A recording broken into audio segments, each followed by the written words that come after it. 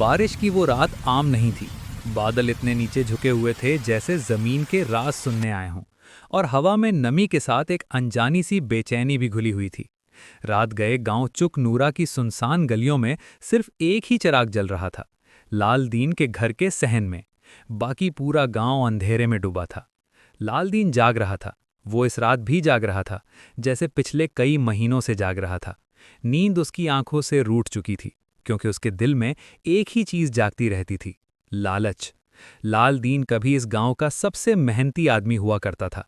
उसके बाप ने उसे सिखाया था कि बेटा, रिस्क मेहनत में है और सुकून कनात में। मगर वक्त के साथ साथ मेहनत का जायका फीका और लालच की मिठास गहरी होती चली गई। कहानी इस रात उस वक्त शुरू हुई जब दरवाजे पर एक दस्तक हुई। लालदीन चौंक गया। इस वक्त कौन हो सकता है, उसने दिल में सोचा। दरवाज़ा खोला तो सामने एक अजनबी खड़ा था, लंबा कोट पहने और आंखों में अजीब सी चमक। उसने मुस्कुराकर कहा, लालदीन, मैं तुम्हें ढूंढ ही रहा था। लालदीन के दिल की धड़कन तेज हो गई। मुझे? तुम कौन हो? अजनबी ने आहिस्ता से कहा, मैं वो हूं जो तुम्हें वो दे सकता हूं जो तुम बरसों से मांगते आ रहे हो। लालदीन के कान खड़े हो गए।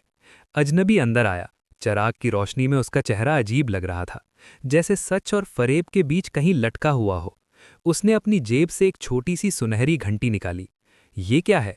लालदीन ने पूछा। अजनबी मुस्कुराया। ये सोने की घंटी है। जब भी इसे बजाओगे तुम्हारी ख्वाहिश पूरी हो जाएगी, लेकिन एक शर्त है। लालदीन ने शर्त सुनी ही नहीं, उसकी नज़रें घंटी पर जम चुकी थीं। शर्त ये है, अजनबी ने कहा, कि हर ख्वाहिश के साथ तुम कुछ न कुछ खोते जाओगे। लालदीन हंसा। खोना?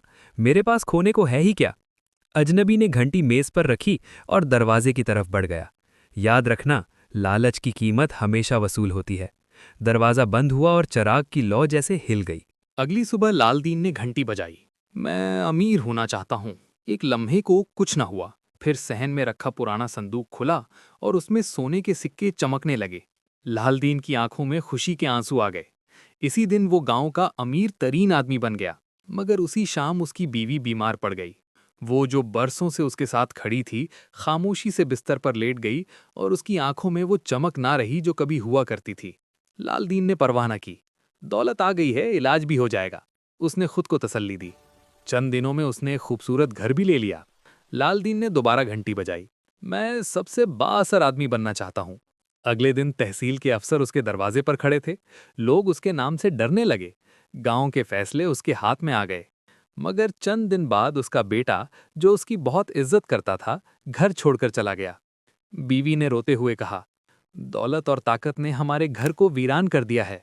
लालदीन ने गुस्से से जवाब दिया, ये सब वक्ती है, देखना एक दिन सब ठीक हो जाएगा। लालदीन की ख्वाहिशें खत्म होने का नाम नहीं ले रही थीं।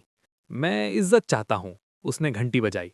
लोग उसके सामने झुकने लगे, मगर इज्जत के साथ खौफ भी आया। किसी ने सच बोलना छोड़ दिया और किसी ने हंसी। उसी रात लालदीन ने आईने में अपना चेहरा देखा। वो बूढ़ा लगने लगा था। आंखों के गिर्द स्याह हल्के, चेहरे पर सख्ती। वो घबरा गया। ये क्या हो रहा है? एक रात जब बारिश फिर उसी तरह बरस रही थी, वही अजनबी वापस आया। तुमने बहुत कुछ लिया, उसने कहा। अब देने की बारी है। लालदीन कांप गया। मैंने क्या खोया है? मेरे पास तो सब कुछ है। अजनबी ने आईना उसके सामने रखा। देखो। लालदीन ने देखा। वो अकेला था। ना बीवी, ना बेटा, ना दोस्त, ना सुकून। ये सब तुम्हारी अपनी ख्वाहिशों ने लिया है, अजनबी ने कहा। लालच बुरी बला है लालदीन। ये पहले ख्वाब दिखाती है, फिर सब छीन लेती है।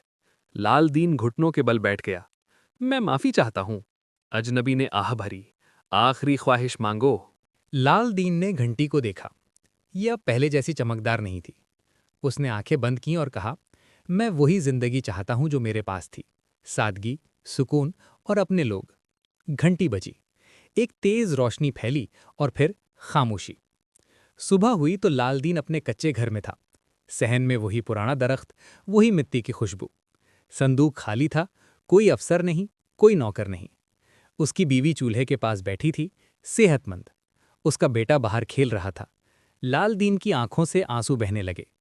वो घंटी ढूंढने लगा, मगर वो कहीं न थी। सिर्फ एक आवाज उसके दिल में गूंजी, लालच बुरी भला है, जो मिल जाए उस पर शुक्र करो, वरना सब कुछ छिन जाता है। उस दिन के बाद लालदीन ने कभी ज्यादा की ख्वाहिश न की। वो जान चुका था कि दौलत से बड़ा सुकून और ताकत से बड़ी कनात होती है। और गांव चक नौरा में आज भी ये कहानी सुनाई जाती है, ताकि कोई और लालच की इस बला का शिकार न हो। अगर ये कहानी आपके दिल को लगी हो तो वीडियो को लाइक करें और ऐसी मज़ीद सबक आमोज़ कहानियों के लिए चैनल को सब्सक्राइब ज़रूर करें।